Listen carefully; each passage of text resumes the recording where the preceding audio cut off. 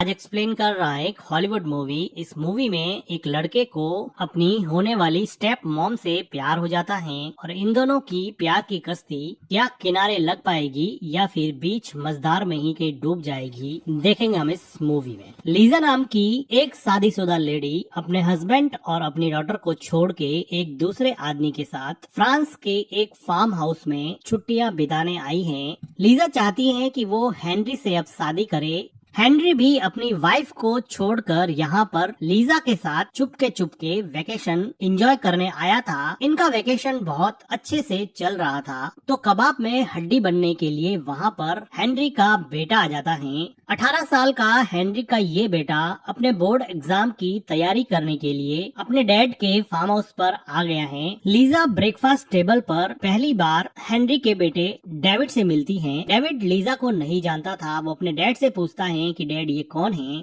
तो डेविड के डैड कहते हैं कि ये लीजा हैं और एक आर्ट गैलरी की ओनर है। मुझे आर्ट्स और पेंटिंग्स बाय करने में हेल्प करती हैं। हम बिजनेस पर्पस से यहाँ पे आए हुए हैं। लेकिन डेविड कोई बेवकूफ नहीं था। उसको पता था कि उसके डैड ने एक सीक्रेट गर्लफ्रेंड बना रखी है और वो उसकी मॉम को ज्यादा प्यार करते नहीं हैं और शायद डिवोर्स लेकर अब नई फैमिली बनाने के मूड में हैं। लीजा को फिलहाल इस बात पे कोई आपत्ति नहीं होती है कि इन दोनों के रोमांस के बीच में डेविड कहाँ से आ गया। तभी डेविड के डैड डेविड को डांटते हैं कि तुम्हें कम से कम बता के आना चाहिए था। तुम अचानक ही यहाँ पे क्यों आ टपक पड़े हो। डेविड का मूड खराब हो चुका था। वो ब्रेकफास्ट को खत्म किए बिना ही वहाँ से चला जाता है। तो पीछे डेविड का डैड सॉरी फील करता हुआ लीजा को कहता है कि आई एम सॉरी, मुझे नहीं पता था कि ये आ जाएगा। अब इसको हमारे बीच में एडजस्ट करना ही पड़ेगा। ब्रेकफास्ट के बाद लीजा जब घर में जाती है तो वो देखती है कि डेविड के डैड उसकी मॉम से बात कर रहे हैं और कह रहे हैं कि जब डेविड यहाँ पे आने वाला था तो तुम्हें कम से कम मुझे बता देना चाहिए। मैं यहाँ पर काम के पर्पज से आया था। लीजा को क्लियरली ये समझ में आ जाता है कि डेविड के डैड उसकी मॉम को ये नहीं बता रहे हैं कि वो लीजा के साथ है। वो दूसरा फोन उठाकर सुनने लगती है और उनकी बातों से लीजा को ये क्लियर हो जाता है कि डेविड के डैड शायद उसको यहाँ पर मौज मस्ती करने के लिए लाए हैं। वो किसी तरह की बात डेविड की मॉम से नहीं कर रहे हैं कि वो डिवोर्स लेकर लीजा से शादी कर लेंगे। इधर पीछे से डेविड लीजा को चुपके से अपने डैड की बातें सुनते हुए देखता है। उसको बड़ा अजीब सा लगता है कि ये दोनों साथ में हैं, फिर भी एक दूसरे की बातें चुपके से क्यों सुन रहे हैं। डेविड लीजा को इंटरफेयर करता है और उससे बात करने की कोशिश करता है। पूछता है कि तुम कहाँ से बिलोंग करती हो, तुम्हारे बारे में मुझे कुछ और बताओ। लेकिन फिलहाल लीजा के दिमाग में उसके डैड की ही बातें चल रही थी। वो उसको इग्नोर करके चुपचाप रूम में चली जाती है। डेविड को बेचारे को यहाँ पर ना उसके डैड भाव दे रहे थे और ना ही उसके डैड की गर्लफ्रेंड भाव दे रही थी। वो बिल्कुल अकेला सा पड़ गया था। वो देखता है कि लीजा अब लॉन में जाके स्मोक कर रही है। वो बहुत स्ट्रेस हो चुकी है क्योंकि उसका प्लान अभी कामयाब नहीं हो रहा है। वो चाहती थी कि डेविड के डैड से वो शादी करे, लेकिन उनकी बातों से लीजा को बड़ा डिसअपॉइंटमेंट हुआ। लेकिन फिर भी वो कोशिश करती है कि वो डेविड के डैड के साथ शादी करके एक अच्छी लाइफ बनाएगी। वो शाम को तीनों मिलके ड्रिंक एंजॉय करते हैं और कुकीज बनाने के लिए डेविड का डैड किचन के अंदर जाता है। तो डेविड को पहली बार लीजा से बात करने का अकेले में मौका मिलता है। डेविड लीजा को उसकी ड्रेस का कॉम्प्लीमेंट पास करता है कि तुमने बहुत अच्छी ड्रेस पहनी है और पूछता है कि क्या ये मेरे डैड ने तुम्हें खरीद के दी है। लेकिन लीजा इसका कोई जवाब नहीं देती है। तो डेविड कॉन्वर्जेशन चेंज करके कहता है कि मुझे डैड ने प्रॉमिस किया है कि वो मुझे कार दिलाएंगे अगर मैं अपनी मॉम को तुम दोनों के अफेयर के बारे में नहीं बताऊं तो वो मुझे एक लग्जरी कार दिलवा देंगे। लीजा सरप्राइज हो जाती है। वो कुछ कहने ही वाली होती है कि इसके बीच में डेविड के डैड कुकीज बना के लाए होते हैं। तीनों एंजॉय करते हैं, लेकिन लीजा के मन में अभी भी कसमकस है कि आखिर क्यों उसके डैड उसका अफेयर उसकी फैमिली से छुपा रहे हैं। वो तो मुझसे शादी करने वाले हैं।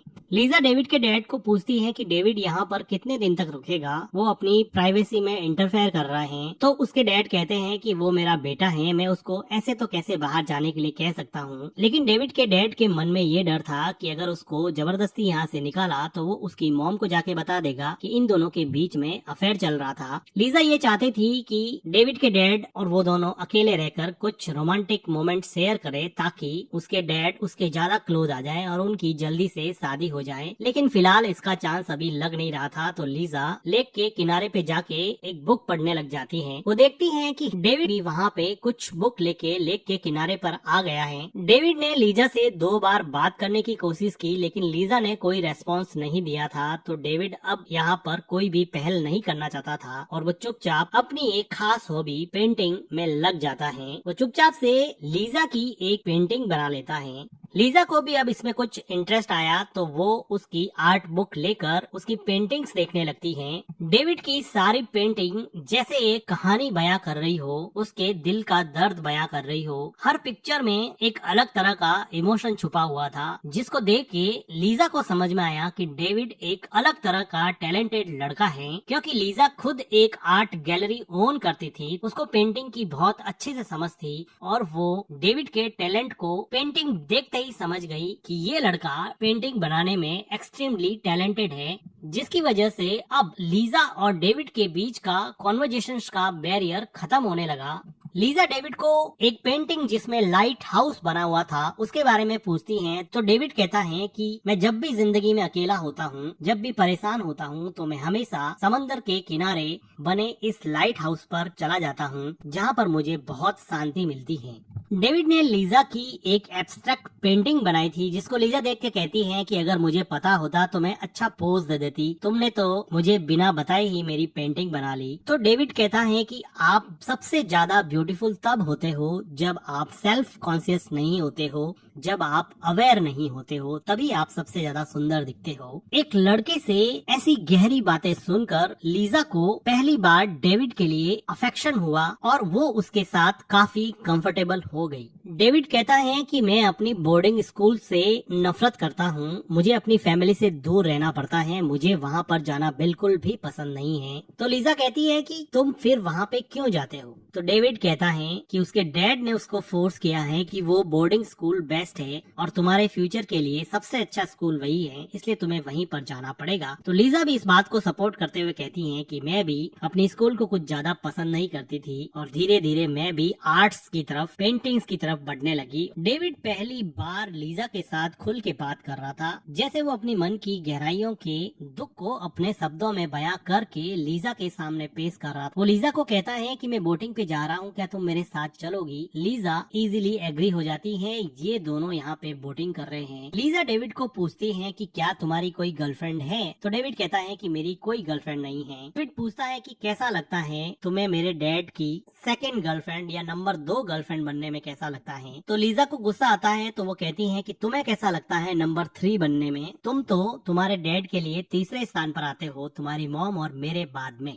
इस बात पे डेविड का मूड ऑफ हो जाता है, तो लीजा उसको चेयर अप करने के लिए उसके साथ थोड़ी मस्ती करती है। थोड़ी मस्ती करने के बाद में अब लीजा बोट चला रही है और वापस से किनारे पर जाने की तैयारी कर रही है। इन दोनों के बीच में हुई दोस्ती की कश्ती क्या सच में किनारे लग पाएगी? क्योंकि किनारे पर खड़ा है इन दोनों के बीच में डेविड का डैड, जो अब यहाँ पे आ गया है। डेविड अपनी बुक्स उठाता है। क्लियरली डायरेक्टर ये शो करता है कि वो पहले अपनी पेंटिंग की केयर करता है और बाद में अपनी टेक्स्ट बुक, अपनी स्कूल की बुक को बंद करके उठाता है, जो उसके इंटरेस्ट को शो करता है कि वो किस चीज में ज्यादा इंटरेस्टेड है। लीजा डेविड को अपनी बॉडी पर सनस्क्रीन लगाने को कहती है और हेनरी लीजा को अपनी बॉडी पे सनस्क्रीन लगाने को कहता है, जो मूवी में ये शो करता है कि कौन किसको प्यार कर रहा है। डेविड लीजा को प्यार करता था, लीजा डेविड के डैड को प्यार करती थी और डेविड का डैड शायद किसी को प्यार नहीं करता था, ना वो डेविड की मॉम को प्यार करता था और लीजा को भी अपने फिजिकल प्लेजर के लिए अपने साथ लाया था। लीजा के मन में डेविड के लिए काफी अफेक्शन पैदा हो गया था। वो रात को सोने से पहले डेविड के डैड को पूछती है कि तुम्हारा बेटा कितना टैलेंटेड है,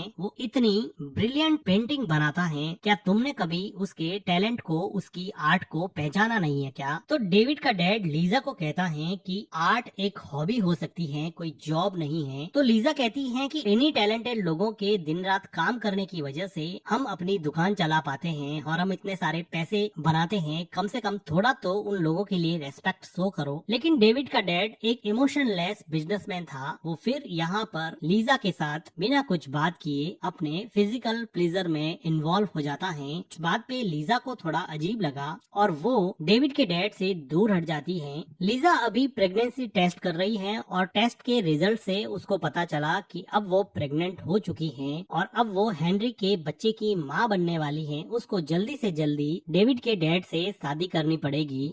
लीजा अब डेविड के बेडरूम में जाती है और वहाँ मेकअप करते हुए डेविड से पूछती है कि तुम अगले 10 साल में अपने आप को कहाँ पर देखना चाहते हो। तो डेविड कहता है कि शायद मैं एक आर्ट गैलरी ओन कर सकूं या फिर कोई एक आर्ट का बहुत बड़ा पेंटर बन जाऊं। क्या तुम मुझसे मिलने आओगी क्या? डेविड पूछता है कि तुम अपने आप को अगले 10 साल में कहाँ पर देखना चाहती हो। तो लीजा कहती है कि मैं अपने आप को यहीं पर देखती हूँ। 10 साल बाद में मैं तुम्हारे डैड से शादी कर लूंगी। इसी गाँव में मेरी एक आर्ट गैलरी बच्चा हो जाएगा तो मैं हमेशा यहीं पे रहूंगी। शायद जो बच्चा होगा वो तुम्हारी शकल का होगा। इस बात पे डेविड जैसे अपसेट हो जाता है। लीजा उसको ड्रेस की जिप बंद करने में हेल्प करने के लिए कहती है। डेविड को पता नहीं क्या हुआ कि वो जिप बंद करते हुए कहता है कि तुम्हें पता है ना, मेरे डैड मेरी मॉम को कभी भी नहीं छोड़ेंगे और तुमसे कभी भी शादी नहीं करने वाले हैं। तो लीजा थोड़ी सी सरप्राइज होके पूछती है कि तुम्हें ऐसा क्यों लगता है कि वो मुझसे शादी नहीं करेंगे। तो डेविड कहता है कि तुम्हें पता है कि मेरे डैड के पास कोई संपत्ति नहीं है, वो कोई भी प्रॉपर्टी ओन नहीं करते हैं। मेरी फैमिली के सारे बैंक बैलेंसेस और प्रॉपर्टी मेरी मॉम के नाम पे हैं। अगर मेरी मॉम और डैड का डिवोर्स हुआ तो मेरे डैड के पास कुछ नहीं बचेगा। इस बात से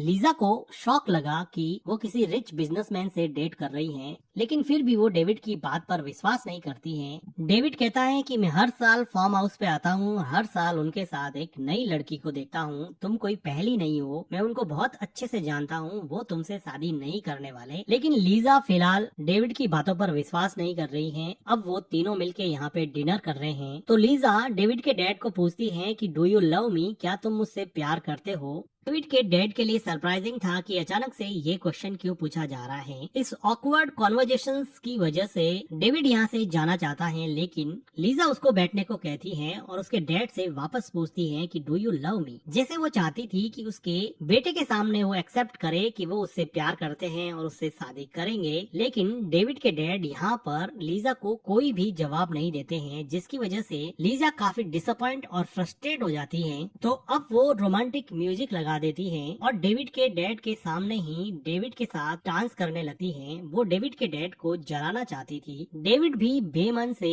लीजा के साथ डांस करने लगता है। लीजा और डेविड की इंटीमेसी देख के डेविड के डैड को बहुत गुस्सा आता है और वो लीजा को खींचकर अपने रूम की तरफ ले जाते हैं। डेविड को कुछ भी अजीब नहीं लगता, क्योंकि उसको पता था कि ये बात वो उसकी मॉम के साथ भी करते हैं और अपने डैड के इस बिहेवियर से वो पूरी तरह से वाकिफ था। वो देखता है कि लीजा और डेविड के डैड बेडरूम में फाइट कर रहे हैं और डेविड के डैड अब लीजा के साथ जबरदस्ती करते हैं, जो ये शो करता है कि लीजा के डैड लीजा की कोई रेस्पेक्ट नहीं करते थे। वो उसको सिर्फ फिजिकल प्लेजर के लिए इस फार्म हाउस में लेके आए थे।